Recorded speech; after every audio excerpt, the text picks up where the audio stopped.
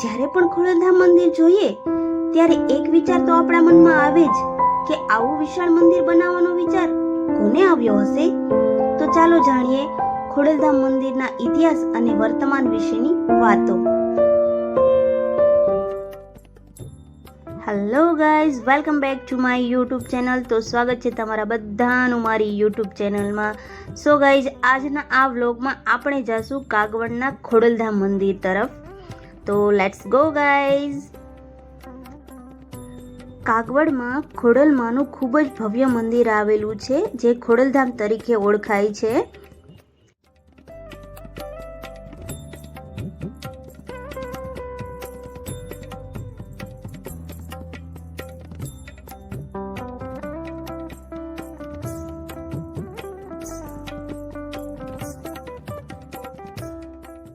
શ્રી ખોડલધામ મંદિર વિશ્વનું એકમાત્ર એવું મંદિર છે કે જેના પ્રવેશ દ્વાર પર રાષ્ટ્રધ્વજ ફરકી રહ્યો છે.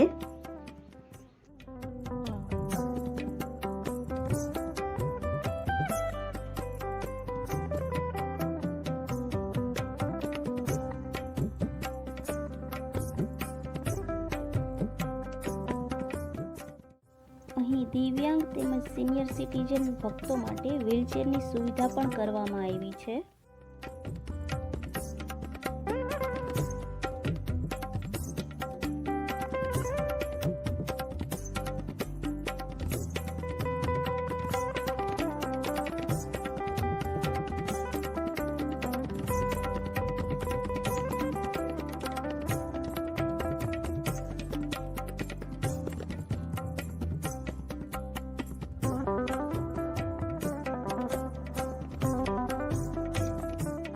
સમગ્ર લેવા પટેલના એકતાનું પ્રતીક એવા શ્રી ખોડલધામ મંદિરના નિર્માણનો ખ્યાલ નરેશભાઈ પટેલને છેક 2002માં આવ્યો.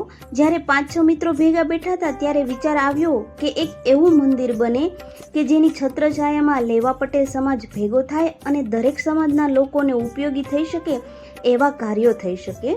2002માં આવેલો આ વિચાર 2010માં અમલમાં મુકાયો અને નિર્માણ પામ્યું સમગ્ર લેવા પટેલ સમાજને એકતાને બાંધનારું ભવ્ય ખોડલધામ મંદિર.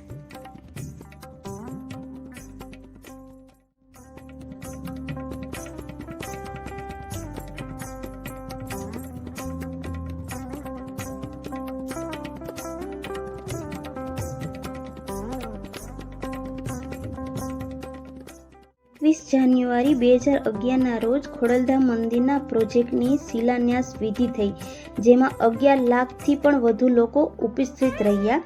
ત્યારબાદ 21 જાન્યુઆરી 2022ના રોજ શિલાપૂજન વિધિ કરવામાં આવી અને આ ઐતિહાસિક પ્રસંગમાં 21 લાખથી પણ વધુ લોકો ઉપસ્થિત રહીને ભક્તિ દ્વારા એકતાની શક્તિનું પ્રદર્શિત કર્યું.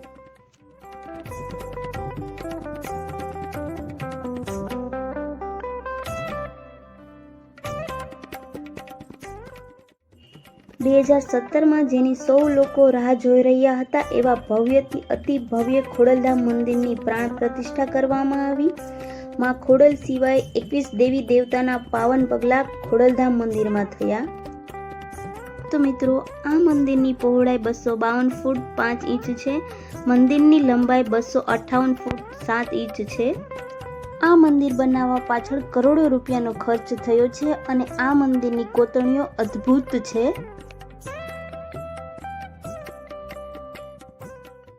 આ મંદિરના શિખર પર 14 ફૂટ ઊંચો 6 ટન વજનનો સુવર્ણ જડિત કળશ સ્થાપિત કરાયો છે. કળશની બાજુમાં ધ્વજદંડ રાખવામાં આવ્યો છે અને 52 ગજની ધજા લહેરાય છે.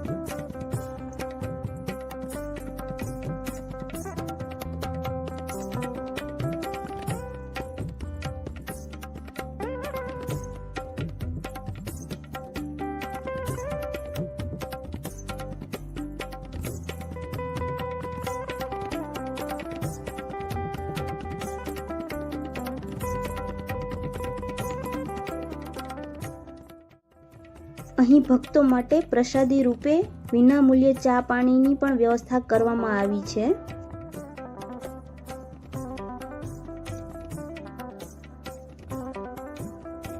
ખોડલધામ મંદિરમાં આવતા ભક્તો ધ્વજા, વાઘા, થાળ, યજ્ઞ દ્વારા મા ખોડલની આરાધના કરે છે. દરેક તહેવારની ઉજવણી અહીં ધામધૂમથી થાય છે.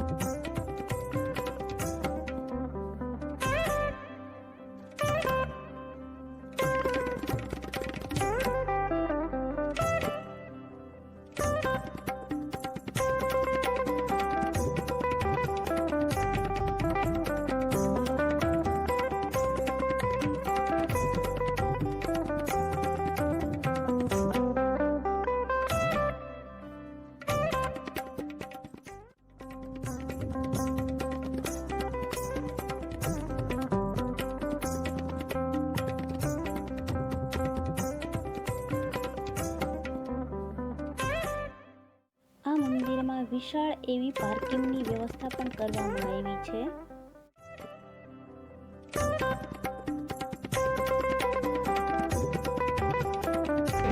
આઈ હોપ કે ગાઈસ તમને આજનો મારો બ્લોગ પસંદ આવ્યો હોય. જો તમને મારો બ્લોગ આજનો પસંદ આવ્યો હોય તો લાઈક, શેર અને સબસ્ક્રાઈબ કરવાનું ના ભૂલતા. મળીએ હવે નેક્સ્ટ બ્લોગમાં. ત્યાં સુધી બાય બાય, ટેક કેર.